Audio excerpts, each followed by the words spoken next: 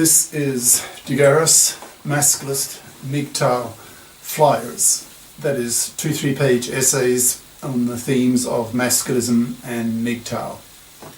Written by and read aloud by Prof. Dr. Hugo de Garis. This is flyer number 330, entitled The Gender Anger Reversal. Description.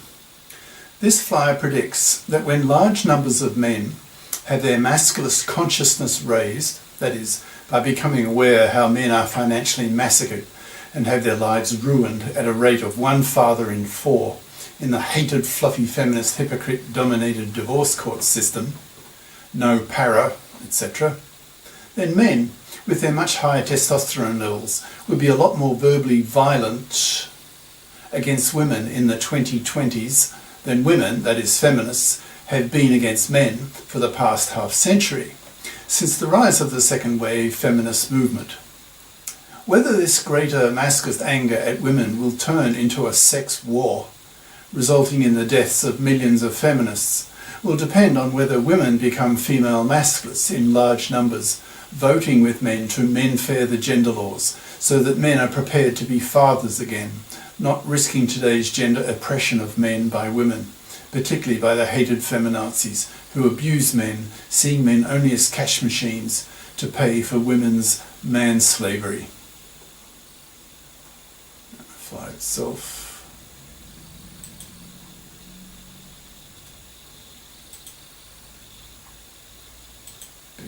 Bigger.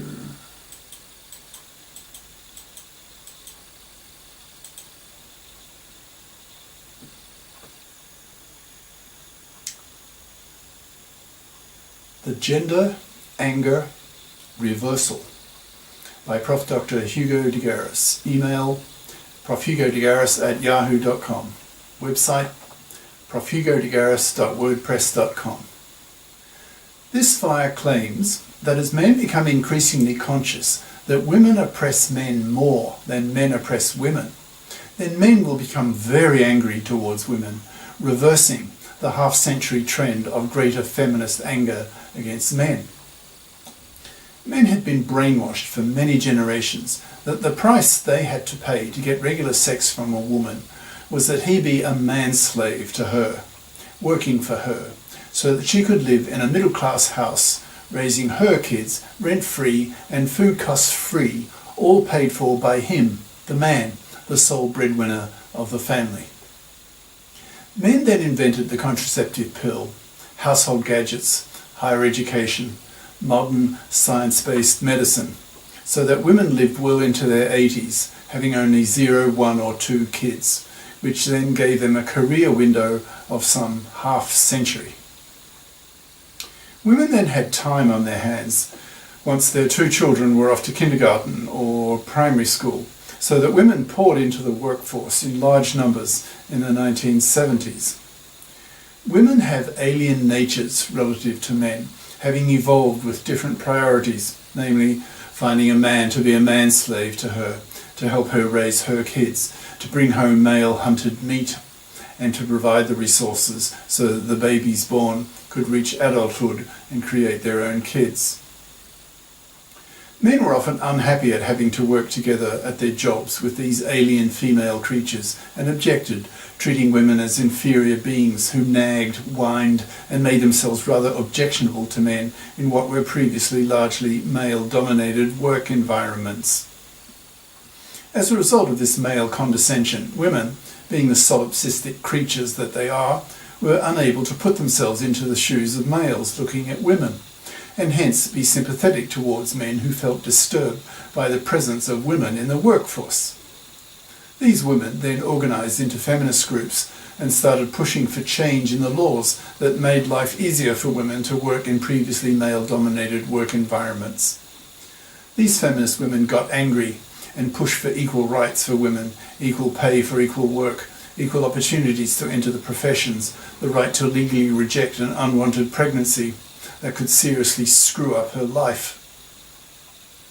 These second wave feminists of the 70s and 80s got collectively angry at men for blocking women attaining equal rights with men.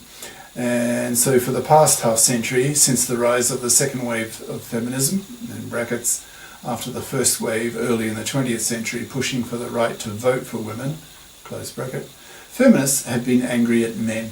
In other words, for the past half century, it has been women who have been the angry sex, expressing their feminist anger at men, so much so that society takes it for granted that gender anger is a one-way street. That is, anger expressed at men by women, by feminists.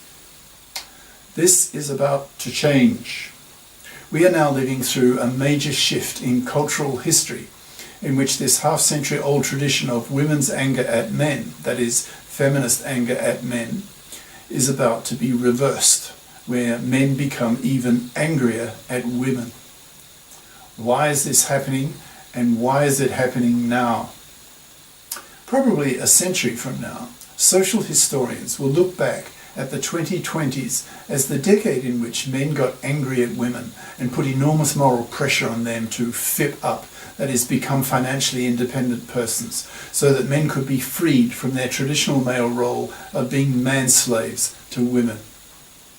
Prior to that decade, a growing number of male thinkers began to become conscious that now that women could work, that is, women had a career window of some 50 years, then women must work.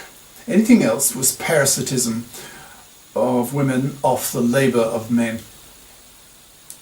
These men then joined forces and created a male equivalent of the feminist movement aimed at the liberation of men, that is, liberating men from the traditional price men paid to get regular sex from women, that is, of being a manslave to her, as mentioned above. These men called themselves Masculists, which was the obvious equivalent of the word feminist, that is, doing for men what feminism did for women. That is, Masculism was aimed to liberate men from the oppressions of the traditional male role of being a manslave to a woman, working for her, so that she could have an easier time in raising kids, so that she did not have to be both a female careerist and a single mother of small children at the same time. But if all men refuse to be manslaves to women, won't the population die out? Yes, it obviously will. So men will need to be fathers again, so that humanity can survive. But the feminists have taken over the divorce courts and made them so toxic for men that men are learning a real hatred of the feminists who see men only as cash machines to be abused and forced to pay for women to have children on their own after a divorce. The situation in the divorce courts is so bad that increasingly men are talking of a sex war, in which the gender politicians who created the deeply misandrous gender laws, for example in the divorce courts, and not implementing the para, that's paternity, rejection right, etc., are the first target to be assassinated, followed by thousands of feminazi divorce court lawyers and judges who implement these deeply misandrous divorce laws, for example, where divorcing fathers are stripped of their kids with about 99.0% probability. They lose their house to their ex-wife, so she can raise her kids in it. He loses half his possessions to her, pays child payment to kids whom he will barely see. And if his wife is a real fluffie, that is, a traditional woman who expects to be able to parasite off the money of a man, he may be forced to pay her alimony for the rest of her life, so that she continues to parasite off him after the divorce the way she did before the divorce, with no moral nor legal obligation on her to fip up, that is, by bothering to get a career-competent education and become a fip as an adult, pulling her own weight financially and not parasiting off a man. If the sex war grows in scale, then responsible males, masculist soldiers, may even go out into the streets and simply shoot these feminazis who are so hated by the masculists and by men in general for committing such massive gender crimes against men. As men become ever more conscious of masculist ideas, they will become increasingly angry at women, especially at fluffy parasites and at fluffy feminist hypocrites. Masculists see fluffies as vermin to be wiped out by being totally ignored by men, not even being pumped and dumped, forced to rot on the shelf to extinction, so that their fluffy bitch genes are removed from the gene pool. Fluffies are labelled by masculists as immoral, parasitic, manslaving vermin. Fluffy feminists are even worse in the eyes of the masculists. It's bad enough that fluffy feminists are fluffies, but they're also seen by the masculists to be hypocrites, and hence even more hated. Fluffy feminists are seen to be hypocrites by masculists because they act as feminists, pushing for equal rights with men in the parliaments, but act as fluffy parasites in the divorce courts, seeing men as cash machines to be abused, to be exploited to benefit fluffy divorced women who don't give a shit about men's welfare. If you want to see what women really think of men, consider the fact that one mother in 4 financially massacres and destroys the lives of a quarter of fathers. Many of these child-minded sadist women even hold divorce parties to celebrate their sadism over a fellow human being who happens to be male, that is, their ex-husband, the father. These fluffy feminists are despised by the masculists because these masculists want their cake and to eat it too. They are seen as hypocrites because they want equal rights with men but reject equal obligations with men, that is, sharing the burden of earning the living with men by bothering to fip up, by getting a career-competent education at high school and college. In practice, about 3/4 of young women at age 16 at high school choose to become fluffy crappers, that is, they choose the soft option majors at junior and senior year at high school, preferring the intellectually easier, intellectually lazier, memory-based options that require less thinking and analytic thought, such as languages, English literature, history, etc., than the hard option, which requires more analytic thought, such as math and the sciences. These fluffy crappers then are forced to study more fluffy crap majors at college because they did not study the hard option majors at high school and hence are excluded from studying STEM, science, tech, engineering, math majors and the professions at college.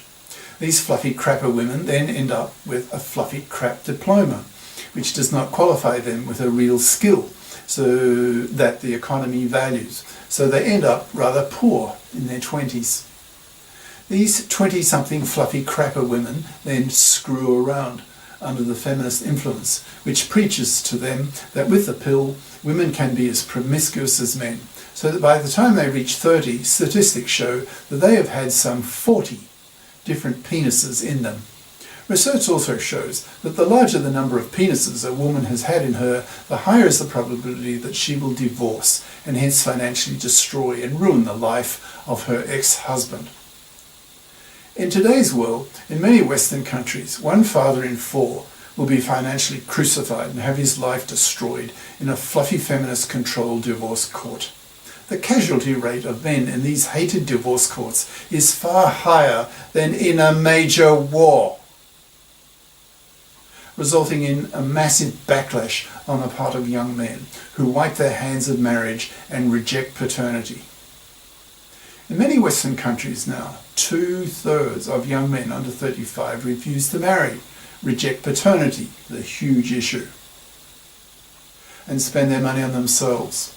These young men are enraged at what has happened to their fathers, their uncles, their older male friends, and want nothing to do with traditional marriage because they see the fluffy feminists as destroyers of men's lives who don't give a shit about men's welfare, seeing men merely as cash machines to be exploited in women's favour. Of course, the men who are the actual victims of such feminazi abuse have an even greater hatred of these fluffy feminist hypocrites, and it's largely from these men that there is growing talk of a sex war aimed against the feminazis, who are seen increasingly as indirect genociders, who are indirectly wiping out whole populations because young men are reacting in large numbers, that is 2/3 of young men today, and probably within a decade over 90% against marriage and paternity, and hence directly wiping out whole populations. To stop this paternity rejection on the part of young men, the divorce courts need to be menfaired, but the feminazis refuse to do that. These hated feminazi bitches like their privileges in the fluffy feminist-controlled divorce courts and refuse to budge. This is one of the reasons why responsible males, masculist soldiers, are talking increasingly of a sex war to eliminate these feminazis, that is, killing them. That is the lesser evil compared to the much greater evil of whole populations being wiped out, which is the current trend. As more and more men have their masculist consciousness raised, that is, they see that women expect them to be manslaves to women, to work for women, to suffer financial crucifixion in the fluffy feminist-controlled divorce courts, men are getting angrier and angrier against the fluffy parasites, and especially against the fluffy feminist hypocrites, lashing out at them with male intellectual superiority and much greater testosterone-fueled male anger.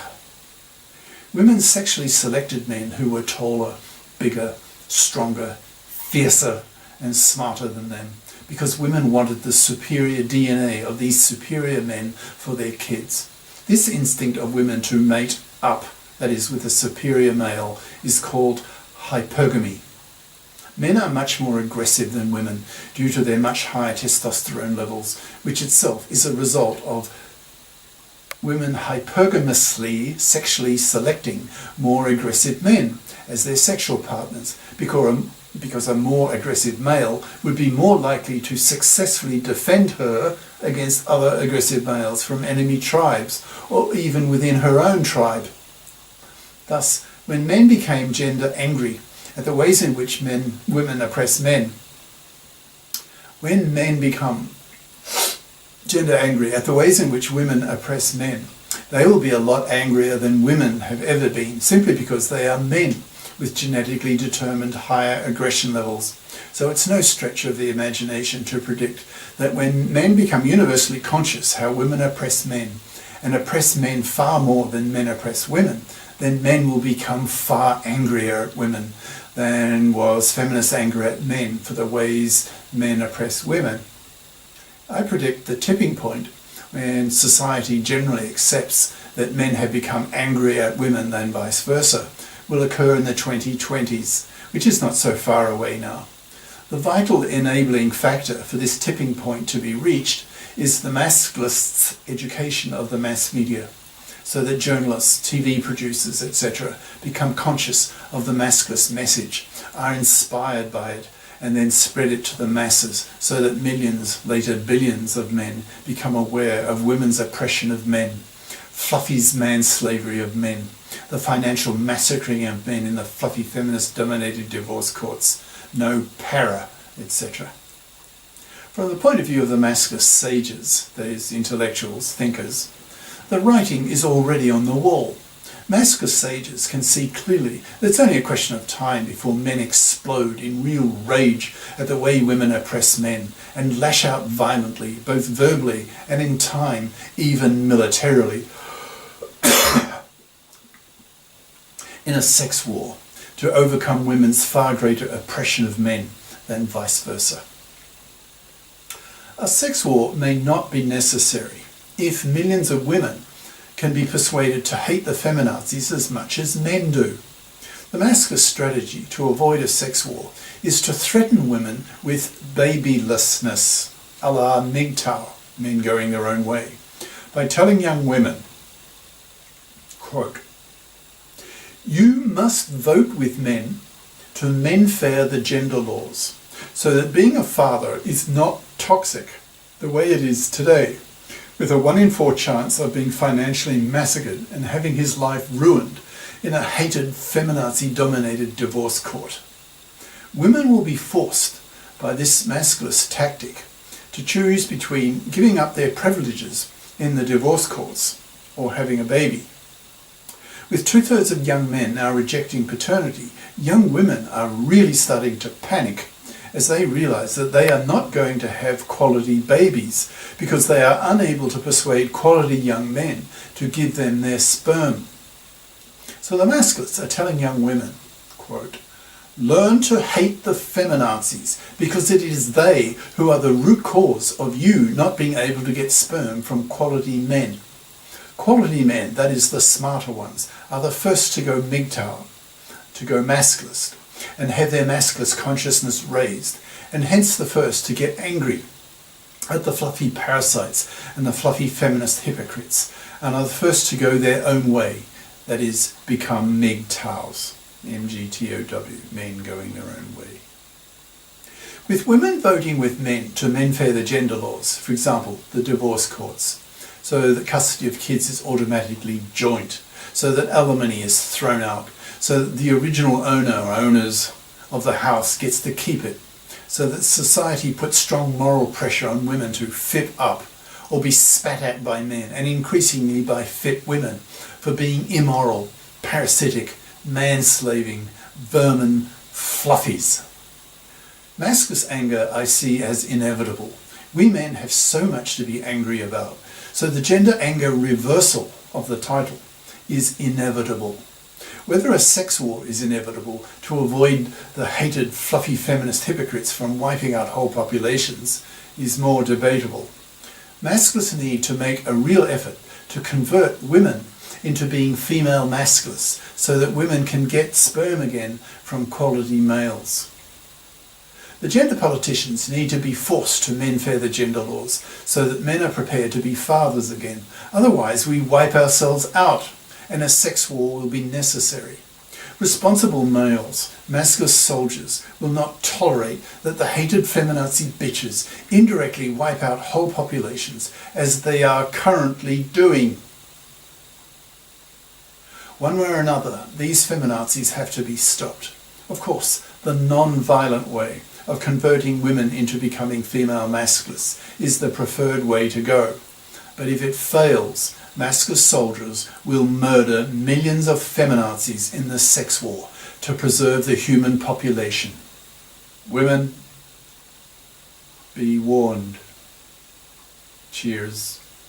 Prof. Dr. Hugo de Garis.